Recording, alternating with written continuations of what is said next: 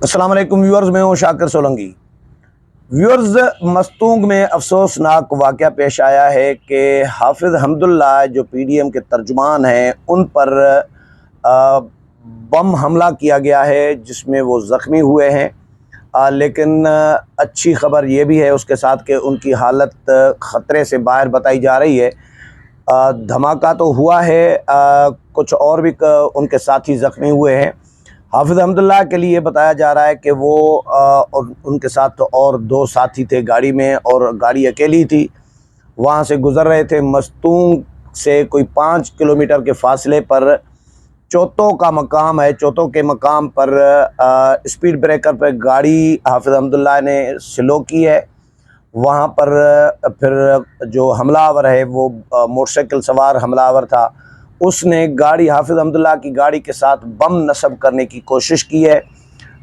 Speed breaker पे बम नस्ब नहीं हो सका तो करीब ही बम फट गया है। बम फट गया है जिससे हाफिज़ हमदुल्ला की गाड़ी को भी नुकसान हुआ है। हाफिज़ हमदुल्ला ख़ुद भी ज़ख्मी हुए हैं। उनका जो गार्ड है, साथी जो हैं, वो भी ज़ख्मी हुए हैं। साथ में एक कोस्टर गुज़र रही थी, उसका भी नुकसान हुआ है। तो ये अगर बम नस्ब कर लेता तो ज़्यादा जानी नुकसान होता। अभी जानी नुकसान नहीं हुआ, अलबत्ता ज़ख्मी हुए हैं। हाफिज़ हमदुल्ला भी ज़ख्मी हुए हैं और JUI के रहनुमाओं से भी मैं मुसलसल राब्ते में था। हाफिज़ हमदुल्ला की तस्वीर, वीडियोज़ वग़ैरह सारी कुछ आ गई है। उनको कोयटा हॉस्पिटल मुंतकिल कर दिया गया है। सवाल ये पैदा होता है कि इलेक्शन से पहले JUI के साथ ये ऐसा क्यों किया जा रहा है, JUI को टारगेट क्यों किया जा रहा है, ये मेरे लिए बहुत बड़ा सवालिया निशान है। इससे पहले आपको याद होगा कुछ अर्सा पहले बाजोड़ में JUI के कन्वेंशन में, वर्कर कन्वेंशन में धमाका किया गया था। बहुत खौफनाक धमाका था वो, जिसमें तकरीबन 70 कारकुनान JUI के जो है वो शहीद हो गए थे और 150 से ज़ायद उसमें ज़ख्मी हुए थे। बहुत बड़ा धमाका था वो भी। JUI बाजोड़ के जो अमीर थे मुफ्ती ज़ियाउल्लाह, वो भी उसमें शहीद हो गए थे। तो ये भी इलेक्शन, ज़ाहिर है इलेक्शन से पहले ये दूसरा समझें ये धमाका हुआ है जो JUI को टारगेट किया गया है। बाकी किसी और जमात को अभी टारगेट इस तरह एज सच नहीं किया गया जिस तरह JUI को किया जा रहा है।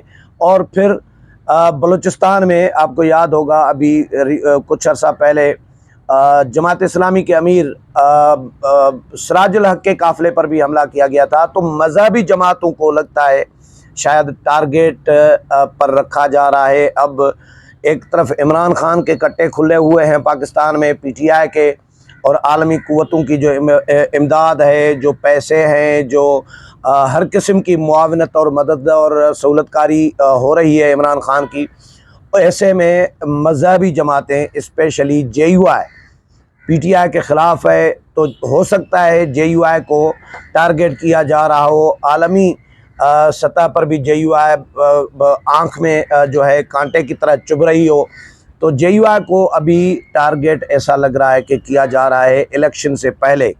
आने वाले दिनों में क्या होगा, JUI के साथ क्या किया जाएगा, किसी और जमात के साथ कैसे डील किया जाएगा, लेवल प्लेइंग फील्ड दी जाएगी सियासी जमातों को या नहीं।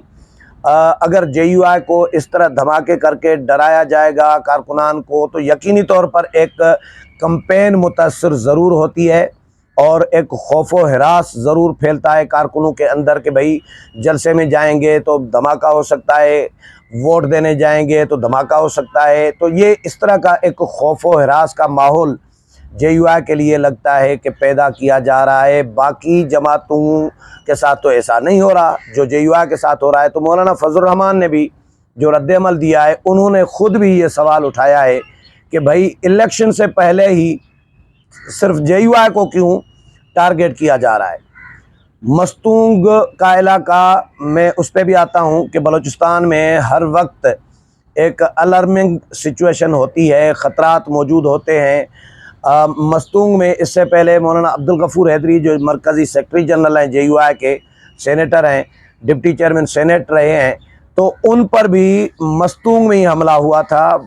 खुदकुश हमला था वो भी, और बड़ा धमाका था वो भी, लेकिन उसमें मौलाना अब्दुल गफूर हैदरी बाल बाल बच गए थे, कुछ ज़ख्मी शायद कारकुनान हुए थे, लेकिन धमाका वो भी इसी तरह ही सड़क किनारे हुआ था जाते हुए, जिस तरह सिराजुल हक के काफ़िले में सड़क से जाते हुए हुआ, जिस तरह हाफिज़ हम्दुल्लाह पर सड़क से जाते हुए हुआ है, इसी तरह मौलाना अब्दुल गफूर हैदरी भी गाड़ी में मौजूद थे और मस्तूंग से ही गुजर रहे थे, मस्तूंग में ही मौजूद थे, सफ़र कर रहे थे, तो उन पर भी हमला किया गया था। इससे पहले मौलाना फजलुर रहमान पर 3 से ज़ायद खुदकुश हमले हो चुके हैं और JUI के बहुत सारे और लोग टारगेट किए गए हैं, बाजोड़ में, कबायली इलाकों में, खुदकुश हमलों में या फायरिंग में। तो JUI को टारगेट तो पहले भी किया जाता रहा है, कराची में भी मुफ्ती शामज़ई या बहुत सारे और उलमा जो हैं उनको टारगेट किया जाता रहा है, लेकिन अब ये जो धमाके शुरू हुए हैं ये इनका बिल्कुल इनका जो डायरेक्ट लिंक है वो इलेक्शन से जुड़ता है, इलेक्शन से बनता है कि भाई इलेक्शन मुतासर करनी है, इलेक्शन कैंपेन मुतासर करनी है शायद JUI की, इसीलिए हाफिज़ हम्दुल्लाह को आज टारगेट किया गया है, जिसमें वो बाल बाल बच गए हैं। और वो जिस तरह तस्वीर आई हैं, वीडियो आए हैं, उसमें नज़र आ रहा है, एक तो पहले तो 2-3 बंदे कंधों का सहारा दे के हाफिज़ हम्दुल्लाह को गाड़ी में पहुंचा रहे हैं, फिर गाड़ी से फिर ज़ाहिर है कोयटा तक ले जाने में भी टाइम लगेगा, तो कोयटा तक हालत हाफिज़ हम्दुल्लाह की और मज़ीद ख़राब हो गई थी।